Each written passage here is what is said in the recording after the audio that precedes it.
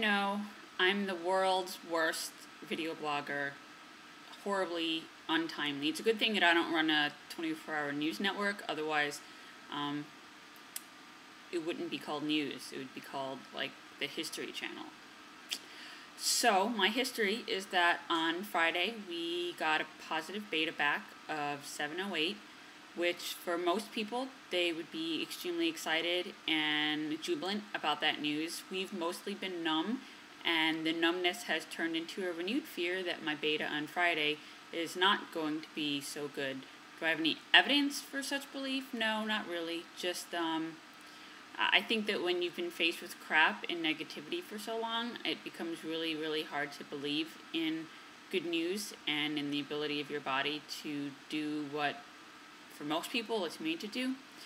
So, we are cautiously optimistic.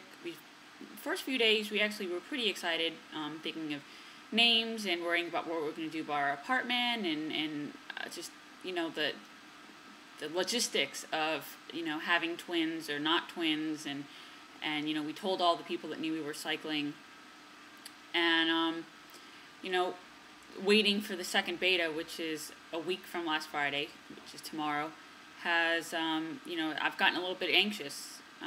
You know, symptoms have kind of come and gone, and so many of the symptoms can be attributed to the PIO that it's hard to really know what to trust.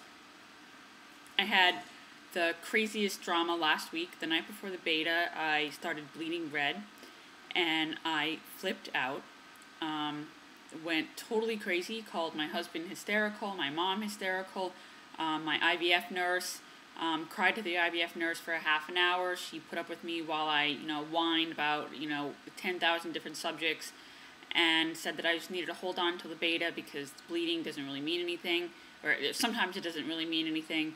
It stopped about, you know, as soon as it started, it kind of stopped. It was just kind of like a rush of, you know, a little bit of blood, kind of made a mess out of my underwear, and lasted, I guess, about a half hour of bleeding, and then it turned to brown and was slight, very light, slight brown spotting for a couple of days afterwards, and that has completely stopped.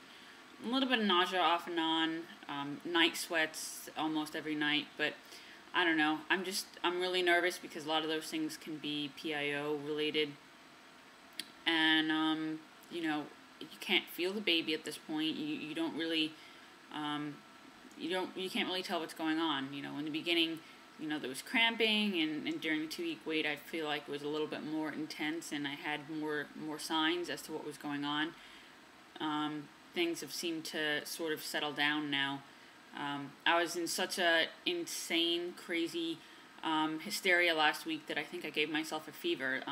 The day of the beta, I had 2 message boards that were waiting with me for my husband to get home so that we could listen to the message from the clinic together, and my heart rate was just astronomical for hours waiting for him to come home, and I think that just the excitement of that, that night I actually started with a fever of 99.6 that lasted for about 24 hours, and it sucked. It made me really achy, and then I was worried that I was boiling the babies. You know, it's something else to worry about.